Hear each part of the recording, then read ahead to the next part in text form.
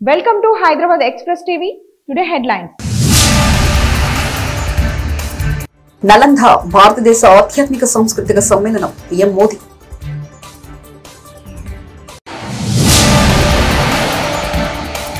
AP ఉప ముఖ్యమంత్రిగా బాధ్యతలు స్వీకరించిన పవన్ కళ్యాణ్.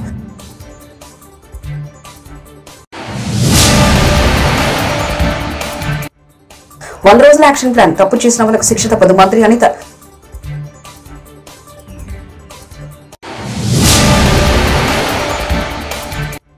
వైఎస్ఆర్సీపీ అధినేత వైఎస్ జగన్ తమ క్యాంపు కార్యాలయంలో కలిసిన ముఖ్య నాయకులు.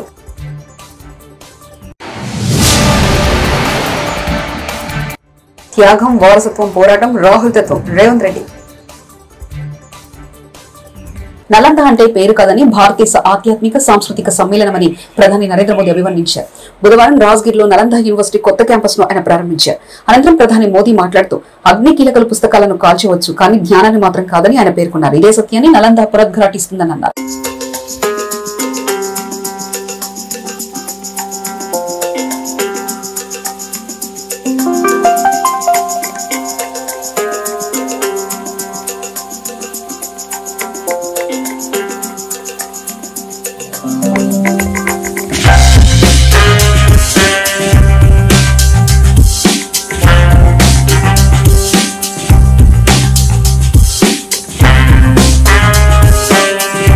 ఢిల్లీ ఎక్సైజ్ పాలసీ కేసులో ఆప్ కన్వీనర్ ఢిల్లీ ముఖ్యమంత్రి అరవింద్ కేజ్రీవాల్ జ్యుడిషియల్ కస్టడీని రౌస్ అవెన్యూ కోర్టు జూలై 3వ తేదీ వరకు బుధవారం నాడు పొడిగించింది.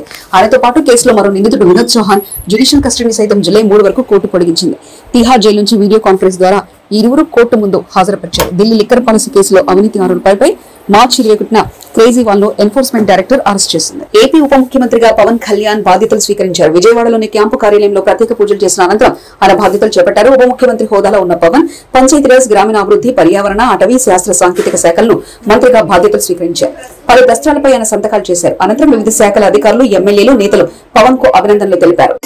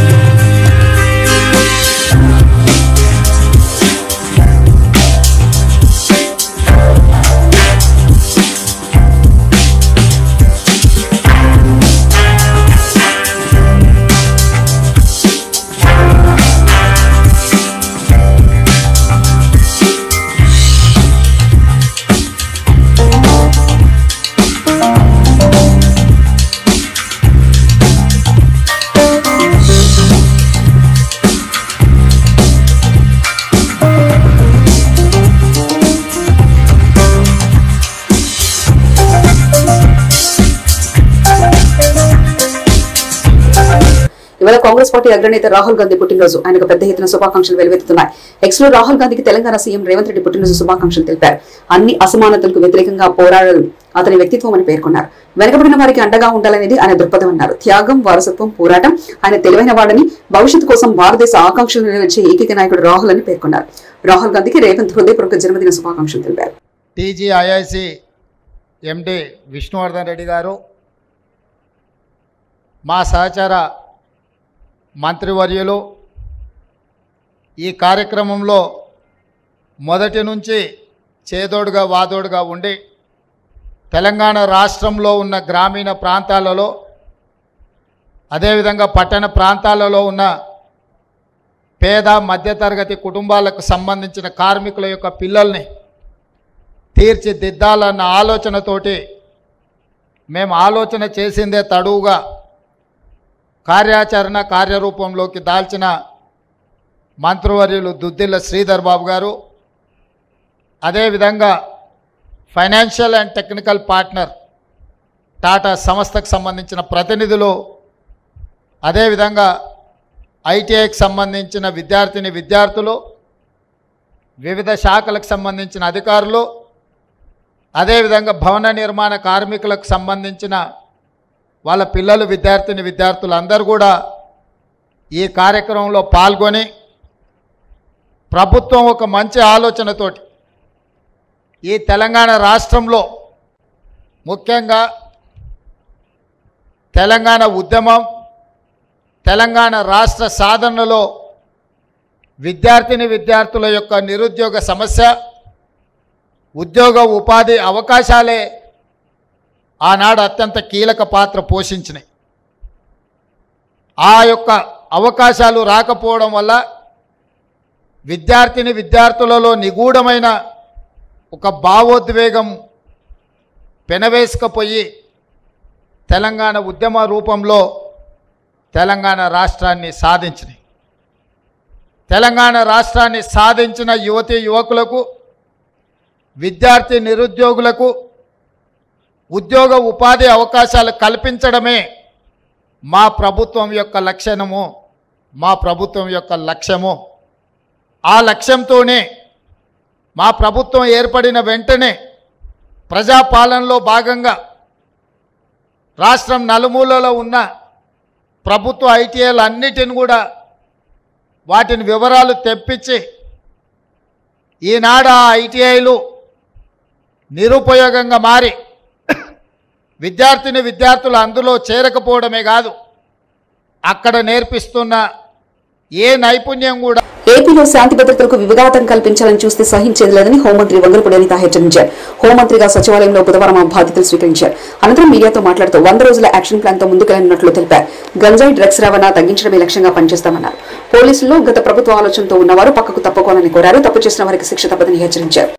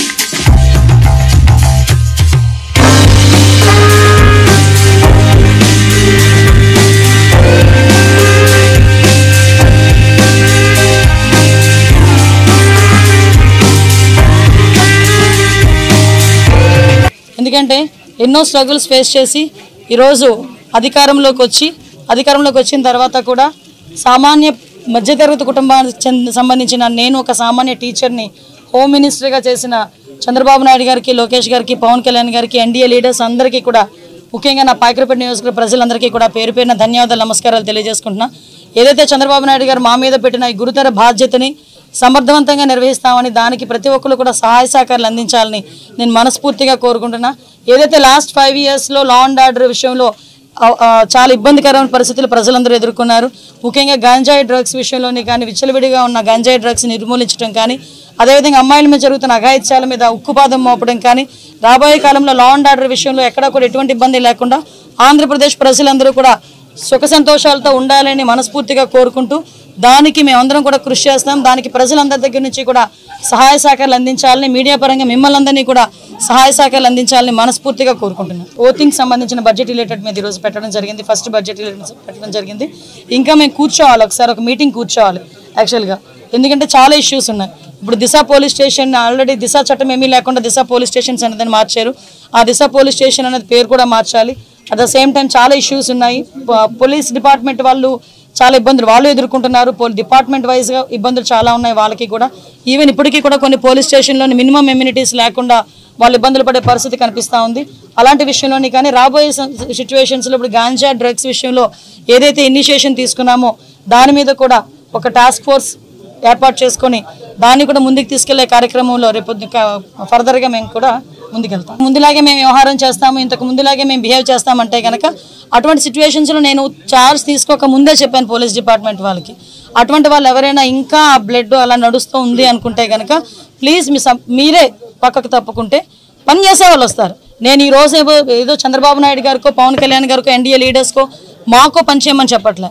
ప్రజలకు అనుగుణంగా పనిచేయండి, ప్రజా రక్షణ విషయంలో పనిచేయండి. మీరు ఏదైతే కాకి డ్రెస్ వేసుకున్నారో దానికి గౌరవంగా మీరు అందరూ పనిచేయండి అని చెప్తున్నా. అంటే వాళ్ళు ఏమనుకుంటున్నారంటే సోషల్ మీడియా అంటే నా పెన్ను నా పేపరు నాకు నచ్చింది రాసుకుంటాను అంటారు. కానీ నీకు నచ్చింది రాసుకుంటే నువ్వు ఇంట్లో బీరోలో పెట్టుకోవాలి, అంతేగాని పబ్లిక్ డొమైన్లో పెడితే అది పబ్లిక్ అవుతుంది. కాబట్టి అటువంటి విషయాలు కంపల్సరీ కోర్టు లాయర్ డిపార్ట్మెంట్ లీగల్గా కూడా దాని మీద నేను ఒకసారి చూసుకుంటాను, మాట్లాడతాను. నేను ఒకటి మాత్రం చెప్పగలండి, ఏదో అనుకోవచ్చు అనిత హోమ్ మినిస్ట్రీకి వచ్చింది అమ్మాయికి ఏం తెలుసు. నిజంగానే హోమ్ మినిస్ట్రీలో నాకు ఓనమాలంటే ఇప్పటికిప్పుడు నేర్చుకుంటున్నా, ఇంకా నేర్చుకుంటా. యాజ్ పర్ లానే వెళ్తాం, ఎక్కడ కూడా డీవియేషన్ అనేది ఉండదు. ఎవరైతే తప్పు చేశారో తప్పు చేసిన వాళ్ళకి ఎట్టి పరిస్థితుల్లోనే శిక్ష మాత్రం పడుద్ది. అందులో ఎప్పుడో మేము చాలా రోజులైపోయింది మా మీద కేసులు పెట్టేసి మేము బెయిల్స్ మీద బయటకు వచ్చేసాం అనడానికి కూడా లేదు. ఆల్రెడీ బెయిల్ మీద బయటకు వెళ్ళిపోయిన వాళ్ళని కూడా తీసుకొచ్చి మళ్ళీ కేసులు ఓపెన్ చేసే పరిస్థితులు కూడా చాలా ఉన్నాయి వాళ్ళు అదే రకంగా ఉంటే కనుక.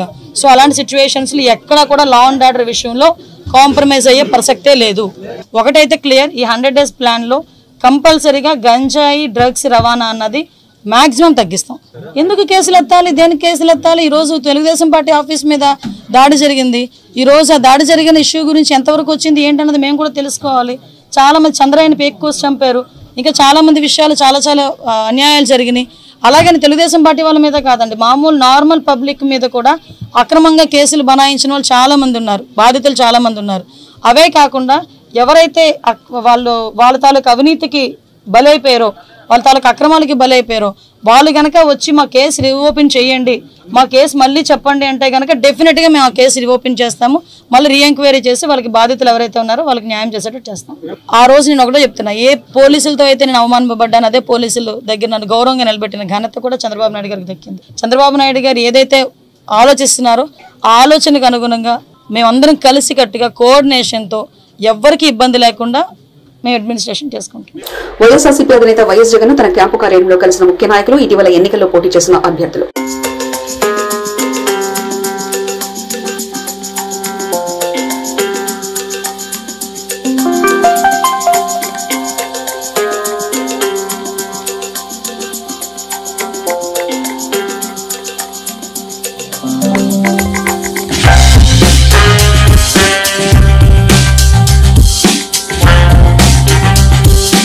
ఆచార్య నాగార్జున యూనివర్సిటీ వీసీ రాజశేఖర్ ని రాజధాని రైతులు, విద్యార్థులు పలు ప్రశ్నలతో ఉక్కిరిబిక్కించేశారు. గత ప్రభుత్వం ఉండడంతో నాగార్జున యూనివర్సిటీలో పలు అక్రమాలకు పాల్పడ్డారని, సొసైటీలో విద్వేషాలు రెచ్చగొట్టడానికి వీసీ ప్రయత్నించారని, 3 రాజధానులకు అనుకూలంగా పలు సందర్భాల్లో మాట్లాడుతూ విద్యార్థులను రెచ్చగొడుతూ విద్యార్థి సంఘాల మధ్య విద్వేషాలకు కారణమయ్యాడని రాజధాని రైతులు ఆవేదన వ్యక్తం చేశారు. వీసీ ఛాంబర్ ముందు ధర్నా నిర్వహించారు.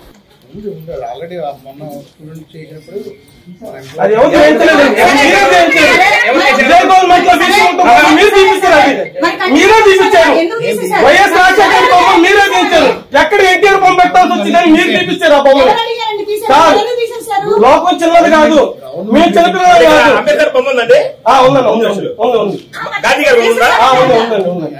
నాయకుల బొమ్మలు ఉన్నాయండి, కావాలని పెట్టిన బొమ్మలు అనమాట. ఎక్కడ ఎన్టీఆర్ బొమ్మ పెట్టాల్సి వచ్చిందని నంబూరు గ్రామానికి సంబంధం లేదు కదా, మీకేం సంబంధం లేదు. మీరు ఏమైనా ఏసీ అంతే కదా. నంబూరు గ్రామంలో 7 పార్టీలు చేసుకుంటారు కదా, మీకేనా అటెండ్ ఉద్యోగం లేకపోతే టెంపరీ ఉద్యోగం చేసుకుంటారు. అలా మీకు పని చేస్తానికి అంతమంది మీకు చూస్తారు క్యాంపస్ వాళ్ళకి. అతను వచ్చి టీడీపీ జెండా పట్టుకున్నాడు, మీకేం సంబంధం? మీరు ఎందుకు 100 పేర్లు ఇస్తున్నారు కొద్దిగా తీసుకొస్తారు పర్మిషన్ ఇస్తే. నలంద భారతదేశ ఆధ్యాత్మిక సాంస్కృతిక సమ్మేళనం, పీఎం మోదీ.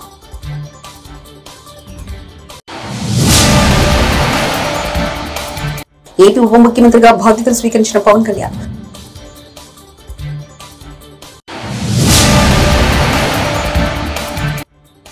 100 రోజుల యాక్షన్ ప్లాన్, తప్పు చేసిన వాళ్ళకు శిక్ష తప్పదు. మంత్రి అనిత.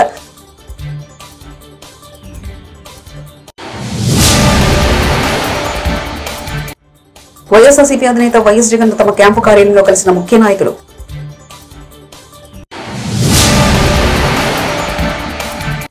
త్యాగం, వారసత్వం, పోరాటం, రాహుల్ తత్వం. రేవంత్ రెడ్డి.